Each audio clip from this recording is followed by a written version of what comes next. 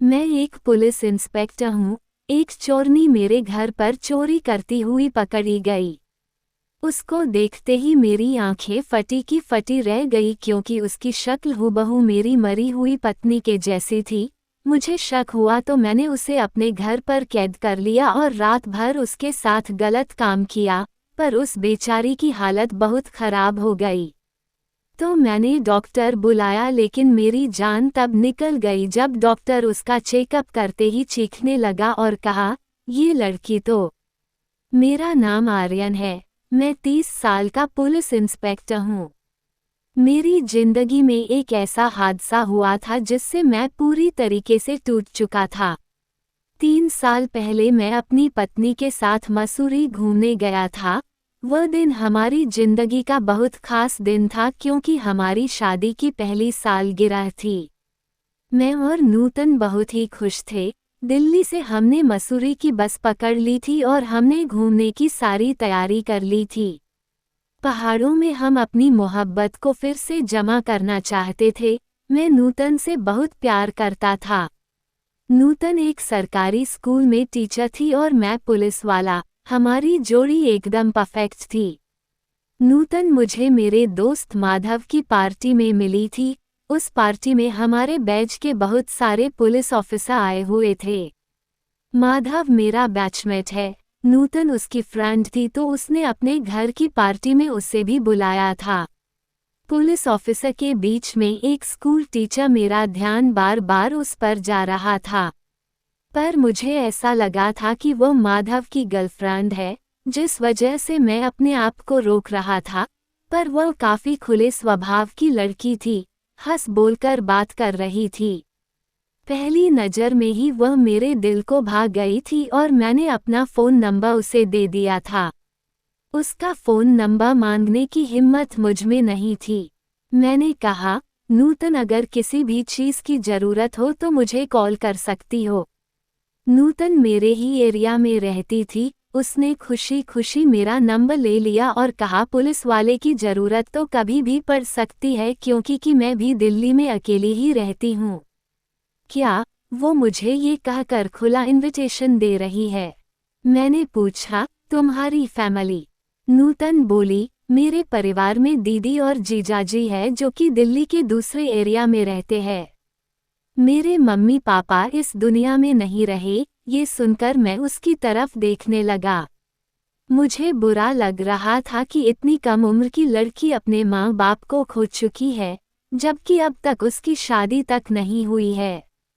बेचारी दीदी और जीजाजी के भरोसे रह गई है। शायद उसने मेरा दिमाग पढ़ लिया और मेरी तरफ ऐसे देखने लगी कि जैसे कह रही हो कि कोई बात नहीं, मैंने अकेले जिंदगी जीना सीख लिया है। मुझे उस वक्त उस पर बहुत प्यार आ रहा था और मैं यही सोचने लगा था कि काश ये लड़की मुझे मिल जाए। पार्टी के बाद मैं घर चला गया पर इस लड़की के बारे में सोचने लगा। मैंने आज तक नूतन जैसी खूबसूरत लड़की नहीं देखी थी और बेचारी अकेली है तो मुझे लगा काश मैं उसका अकेलापन दूर कर सकूं। उसके परिवार की जो कमी है वो पूरी कर सकूं। अगली सुबह मैं काम में बहुत बिजी हो गया था। नूतन की बात मेरे दिमाग से उतर चुकी थी कि तभी मेरे मोबाइल में एक अननोन नंबर से कॉल आने लगा। जब मैंने कॉल उठाया तो उधर से आवाज आई, मैं नूतन बोल रही हूँ। सबसे पहले मेरे मुंह से निकला, तुम ठीक तो हो ना? वो हंसने लगी और कहने लगी, क्यों, पुलिस को फोन करने का मतलब ठीक नहीं हूँ क्या? मैं भी हंसने लगा और कहा, बताओ कैसी हो? मैं तुम्हारे बारे में ही सोच रहा था। उसने कहा, कल मैंने तुम्हें अपना नंबर नहीं दिया था, इसी वजह से फ़ोन किया। मेरा नंबर सेव कर लेना, कभी हम फ्री होंगे तो बात करेंगे। मैंने कहा, जरूर, जब भी फ्री हो ना तुम मिस कॉल मार देना, मैं कॉल कर लूँगा। उसने कहा, मैं तो स्कूल के बाद फ्री हो जाती हूँ, आप ही तो बिजी रहते होंगे। मैंने कहा, ओके, जब मैं फ्री हो जाऊंगा तो कॉल कर लूँगा। फिर क्या था, जब भी मैं फ्री होता था उसे कॉल कर लेता था। शुरू में तो 1 महीना हमारे फ़ोन पर ही बात हुआ। फिर एक दिन मैंने उसे अपने घर पर बुलाया। मुझे ऐसे लग रहा था कि वह मुझे पसंद करती है और मैं भी यही जताता था कि मैं उसे पसंद करता हूँ। धीरे धीरे हमारा मेल मिलाप बढ़ता रहा और मुझे उससे इतना गहरा प्यार हो गया कि मैंने उसे दिल की बात कह दी। मैं उससे शादी करना चाहता था, मैं उसको अपना बनाना चाहता था। मैंने रिश्ते की बात उसकी दीदी, जीजा जी से कही और हम दोनों की अच्छी सी शादी हो गई। 1 साल हम दोनों ने बहुत ही अच्छे से गुजारा। नूतन मेरी सोलमेट है और मैं उससे बहुत प्यार करता हूँ। जिस वजह से मैंने मसूरी का ट्रिप प्लान किया ताकि हम दोनों काम से दूर पहाड़ में जाकर एक दूसरे के साथ वक्त गुजार सके। पर मुझे नहीं पता था कि यह ट्रिप मेरी जिंदगी का सबसे बड़े हादसे में बदल जाएगा और मैं अपना प्यार खो दूंगा हमेशा हमेशा के लिए। मसूरी पहुंचकर भी हम बहुत खुश थे, पर एक एक्सीडेंट हमारा इंतजार कर रहा था, जिस एक्सीडेंट की वजह से नूतन खाई में गिर गई। इतनी गहरी खाई थी कि पुलिस को उसकी लाश तक नहीं मिली। पुलिस ने उसे बहुत सर्च किया था। एक पत्थर में उसका खून और कपड़े के कुछ टुकड़े मिले थे, पर वह कहीं ना मिली। मैं दिल ही दिल में यही मानने लगा था कि वह जिंदा हो। मैं उसे पागलों की तरह ढूंढता रहा। आखिर मेरा दोस्त माधव वहां पर आ गया और वो मुझे समझाने लगा कि वो इस दुनिया को छोड़कर चली गई है। ये सच्चाई तुम मान लो। लंबी सर्च के बाद भी वो कहीं ना मिल पाई। मैंने हार मान ली, पर दिल में कहीं ना कहीं मुझे एक उम्मीद जरूर थी और वह उम्मीद से ही दुनिया कायम है। मैं बिल्कुल पत्थर का बन चुका था। सारा दिन काम में लगा रहता था। कहीं ना कहीं नूतन की मौत का जिम्मेदार मैं अपने आप को मानता था। साल बीतते चले जा रहे थे और जब मुझे उसका पता नहीं लगा तो मैंने यह मान लिया था कि वह अब इस दुनिया में नहीं रही, क्योंकि अगर नूतन जिंदा होती तो वह मेरे पास जरूर आती। पूरे 3 साल हो गए थे। मेरे मम्मी पापा भाई के साथ भोपाल में रहते थे। मेरी हालत देखकर कभी कभी मम्मी पापा मेरे पास आ जाते थे और मुझे बहुत समझाते थे कि मैं दूसरी शादी कर लूं, पर मैं नूतन से उभर नहीं पाया था। शादी के नाम से मैं डरता था। मैं अपनी मम्मी पापा को मना कर देता था। एक रात मैं घर पर सो रहा था। अचानक किसी आवाज से मेरी नींद खुल गई। मेरे दुश्मनों की कमी नहीं तो मैंने अपनी रिवॉल्वर ली और ड्राइंग रूम में निकल गया। पर वहां जो नज़ारा देखा, मेरी आंखें फटी की फटी रह गई। मैं बिल्कुल पत्थर की मूर्ति बन गया। मैं अपनी जगह से हिल भी नहीं पा रहा था, क्योंकि मैंने जो देख लिया था। मैंने कभी सपने में भी नहीं सोचा था। मुझे ऐसा लगने लगा शायद मैं पागल हो रहा हूँ। मैं जो देख रहा हूँ वह सच नहीं है। मेरी दिमागी हालत लगता है खराब हो चुकी है। लेकिन तभी सामने खड़ी लड़की मेरे पैरों पर गिर गई। उसके चेहरे पर खौफ साफ नजर आने लगा था, जैसे कि उसने मेरे पैरों को छुए। मैं होश में आया। ये तो कोई सपना नहीं, सच है। एक चोरनी मेरे घर पर घुस आई थी। ना जाने वह पुलिस वाले के घर पर घुसकर चोरी क्यों कर रही थी, पर उसकी शक्ल तो हूबहू मेरी पत्नी नूतन जैसी थी। कोई कह नहीं सकता था कि यह नूतन नहीं है। मेरे तो कुछ भी समझ में नहीं आ रहा था। ये है तो है कौन? अब मुझे यकीन हो चुका था कि यह लड़की कोई और नहीं बल्कि नूतन है। इसके चेहरे पर मुझे कोई भी फर्क नजर नहीं आ रहा था। वो लड़की डर कर कहने लगी, मुझे माफ कर दीजिए, गोली मत चलाए। मैं बहुत गरीब हूँ और मजबूरी में चोरी करने आई हूँ। मेरे इस दुनिया में कोई भी नहीं है। मैं बस अपना पेट भरने के लिए चोरी करती हूँ। मैंने उस लड़की को तभी ऊपर उठाया और अपनी गन को मैंने सेफ में रख दी। मैंने कहा, तुम्हें पता भी है ये किसका घर है? वो बहुत हैरत भरी निगाहों से मुझे देखने लगी। उसके बर्ताव से मुझे लगने लगा कि नूतन मेरे सामने खड़ी है, बस मुझे ना पहचानने की एक्टिंग कर रही है। मैंने उसे उठाया और अपने बेडरूम में लेकर आ गया। मैंने कहा, तुम्हें इसकी सजा जरूर मिलेगी। वह बेचारी बहुत घबरा गई थी और मैं उसकी तरफ जानवरों की तरह टूट पड़ा और पूरी रात उसके साथ प्यार किया। उसकी तो हालत बहुत ही खराब हो चुकी थी और वह तरह तरह की आवाज़ निकाल रही थी। पर मैंने अपना सारा तकलीफ जो मैंने 3 साल में झेला था, अकेलापन जो मैं हर वक्त महसूस करता था, वह नूतन के लिए तड़प जो मेरी जिंदगी का हिस्सा बन चुकी थी, सारी भड़ास उस पर उतार दिया था, जो कि नूतन है या नहीं मुझे पता तक नहीं।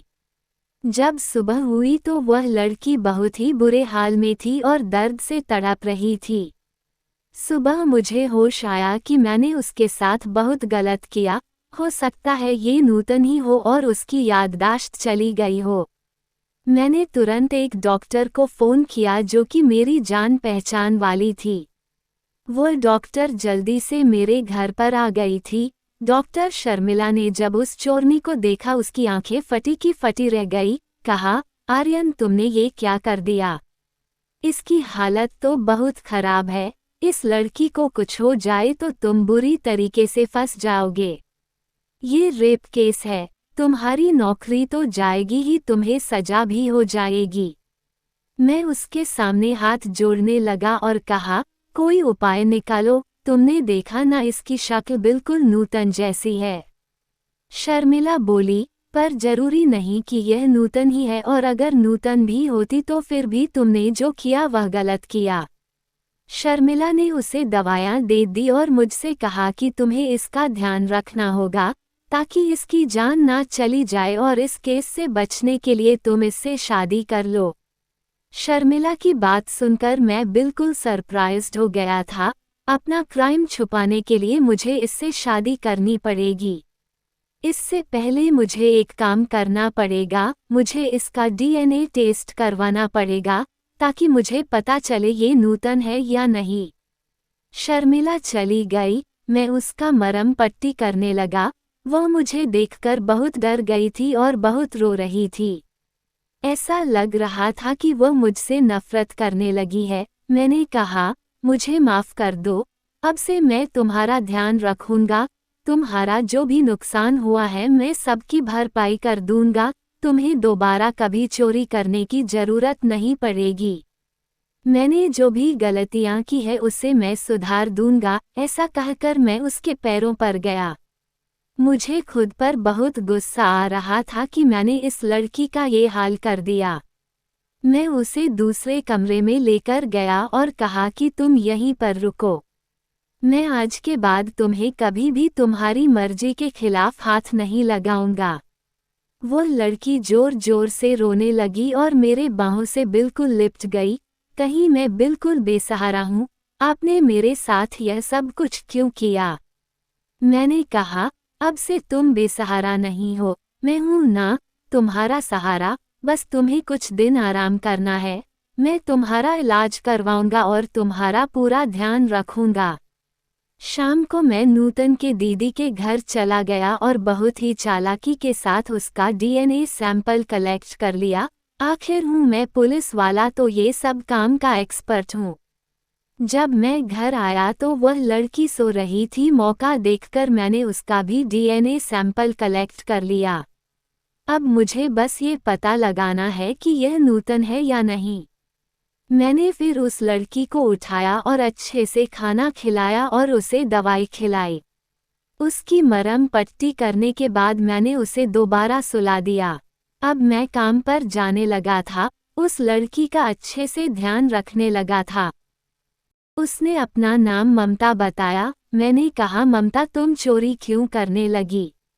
उसने कहा, मैं बहुत गरीब घर की लड़की हूँ, मुझे कहीं पर काम नहीं मिला तो मजबूरी में मैं चोरी करती हूँ ताकि मैं अपना पेट पाल सकूं।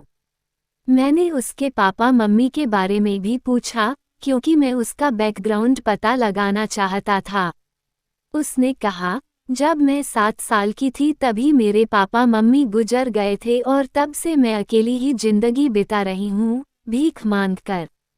मुझे उसका बैकग्राउंड बिल्कुल भी अटपटा लगा क्योंकि उसने अपना कोई भी डिटेल्स नहीं दिया था जिससे मैं वेरीफाई कर सकूं। यहाँ तक कि उस लड़की ने मुझे अपना कोई आइडेंटिटी कार्ड नहीं दिखाया था। मुझे इस लड़की को अकेले घर पर छोड़ने को डर लगता था कि मैं इस पर विश्वास कर सकता हूँ या नहीं। क्योंकि मेरे दुश्मनों की कोई कमी नहीं है, हो सकता है कोई मुझे बर्बाद करने के लिए इस लड़की को मेरे पास भेज दिया हो। ममता बहुत मासूम थी पर फिर भी मुझे उस पर शक होता था। बस उसे मैं अपने घर पर इसलिए रखा था क्योंकि मैंने उसके साथ बहुत जालिम जैसी हरकत की थी और वह चाहती तो मेरे ऊपर केस बना सकती थी। मैं ये भी जानना चाहता था कि यह नूतन है या नहीं। ममता धीरे धीरे ठीक होने लगी, तभी हमारे डिपार्टमेंट में एक अर्जेंट मीटिंग बुलाई गई। उसमें पुलिस कमिश्नर ने हमें हनी ट्रैपिंग के बारे में बता रहे थे। कई खूबसूरत लड़कियां पुलिस वालों को हनी ट्रैप कर रही थी, उससे कैसे बचा जा सकता है उसकी ट्रेनिंग हमें दे रहे थे। अब मेरे दिमाग में ये बैठ गया, कहीं किसी ने इस लड़की को मेरे पास इसलिए तो नहीं भेज दिया, जिसने भी भेजा होगा उसे पता होगा कि मेरी पत्नी नूतन अब इस दुनिया में नहीं है। हो सकता है इस लड़की की प्लास्टिक सर्जरी करवा दी हो। मेरे दिमाग में तो तरह तरह के शक भर गया था, पर जब मैं उसके पास जाता तो शक का कोई कारण नजर नहीं आता। बहुत ही मासूम और अकेली लड़की थी। मैंने सोचा ये ठीक हो जाएगी तो मैं इसका कुछ इंतजाम कर दूंगा, पर दिल के किसी कोने में ऐसा लग रहा था कि कहीं ये नूतन तो नहीं। डीएनए टेस्ट के इंतजार में बैठा हुआ था। कल सुबह मुझे उस टेस्ट की रिजल्ट मिलना था। रात को अचानक मैं सोने जा रहा था कि वह लड़की मेरे एकदम करीब आ गई। मैं हनी ट्रैपिंग के बारे में सोच ही रहा था कि वह मेरे बदन से लिपट गई और मुझे प्यार करने लगी। मेरे होश बिल्कुल उड़ चुके थे। मैं अपने आप को रोक नहीं पा रहा था, क्योंकि इसी शक्ल की लड़की से मैं बेइंतहा मोहब्बत किया था। वह मुझे उकसाए जा रही थी। आखिरकार मैं बहक गया, उसके साथ एक नज़दीकी रिश्ता बना लिया, इस बार नफरत से नहीं बल्कि प्यार से। अगले दिन जब मुझे डीएनए टेस्ट की रिपोर्ट मिली तो ना जाने क्यों मेरा दिल जोर जोर से धड़कने लगा और बहुत ज़्यादा घबराहट होने लगा। बिल्कुल कांपते हुए हाथों से मैंने कवर से वह रिपोर्ट निकाला। रिपोर्ट पढ़ा। वो लड़की नूतन नहीं है, ये कोई ऐसी लड़की है जिसके बैकग्राउंड के बारे में मुझे कुछ भी नहीं मालूम, जिसके पास अपना आइडेंटिटी कार्ड तक नहीं है और मैं ठहरा एक ईमानदार पुलिस वाला, जिसके लिए अपने देश से बढ़कर और कुछ भी नहीं है। मैंने सोच लिया था भले ही मेरा दिल कुछ भी कहे पर मैं इस लड़की पर भरोसा नहीं कर सकता। मैं सबसे पहले इस देश का बेटा हूँ, भारत माँ का बेटा हूँ। मैं किसी ऐसी लड़की से शादी नहीं कर सकता जिसका बैकग्राउंड डिटेल्स मुझे पता ना हो। जब मैं घर पहुंचा तो वह मेरा इंतजार कर रही थी और मुझे प्यार भरी नज़रों से देख रही थी। उसका मासूम चेहरा देखकर मेरा दिल पिघल रहा था, मन कर रहा था कि अभी इसे प्यार करूं। पर मैंने उससे कहा कि मैं तुम्हें पैसे दूंगा ताकि तुम एक घर किराए पर ले सको और इन पैसों से अपना गुजारा कर सको। कोशिश करूंगा कि तुम्हें कोई काम मिल जाए, मैं तुम्हें अब इस घर पर नहीं रख सकता। दरअसल मैं एक पुलिस वाला हूँ और तुम एक चोरनी हो। वो बिल्कुल उदास हो गई, उदास नज़र से मुझे देखने लगी। उसकी नज़रें बता रही थी कि वह मुझसे बहुत प्यार करती है, पर मैं इस देश का बेटा हूँ। मैंने उससे कहा, जब भी तुम्हें कुछ भी ज़रूरत पड़े तो मुझसे कांटेक्ट करना। वह अपना सामान समेटकर, जो कि मैं उसे खरीद कर दिया था, सुबह घर से निकल गई। उसकी आंखें बता रही थी कि वह चाहती है मैं उसे रोक लूं, पर बहुत मुश्किल से मैंने अपने दिल को समझाया था। अनाथ लोगों को इस तरह से पीछे नहीं धकेलना चाहिए, पर मैं अपने देश का एक महत्वपूर्ण काम करता हूं और मैं खतरा उठाने को तैयार नहीं था। लेकिन इस हादसे से मैं समझ चुका था कि मेरी जिंदगी अभी खत्म नहीं हुई है। मैंने अपने माँ से कह दिया था कि माँ, मैं दूसरी शादी करने के लिए तैयार हूँ। मैं फिर से जीने लगा था।